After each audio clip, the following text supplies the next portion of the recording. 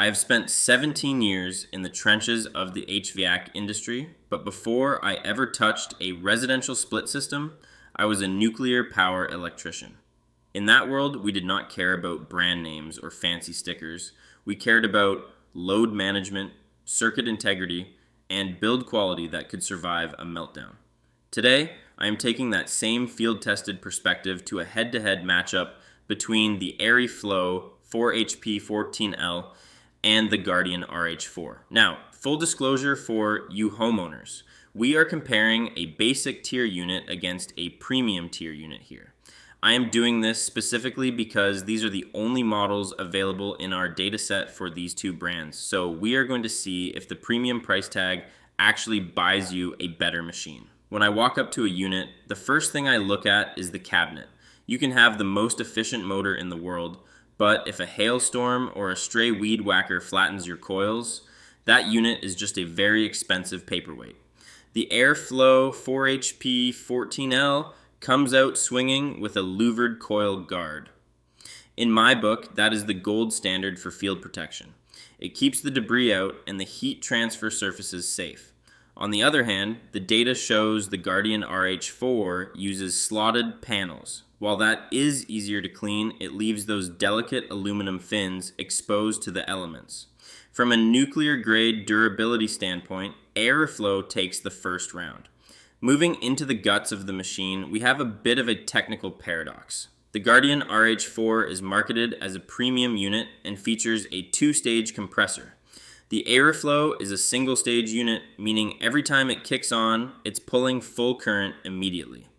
The Guardian's two-stage tech allows it to start in a lower capacity, significantly reducing that inrush current and providing much smoother comfort levels inside the house. However, look at the efficiency numbers. The Aire-Flo pulls an HSPF2 of 8.2, while the Guardian only hits 7.5. It is rare to see the basic unit beat the premium unit in heating efficiency, but that is exactly what we are seeing here. When we talk about the bottom line, the price gap is real. For the Aire-Flo 4HP14L, you are looking at an average equipment cost of around $2,200 and a total installed price near $9,500. The Guardian RH4 jumps up to about $3,100 for the equipment and roughly $12,500 fully installed. You are paying a $3,000 premium for that extra compressor stage.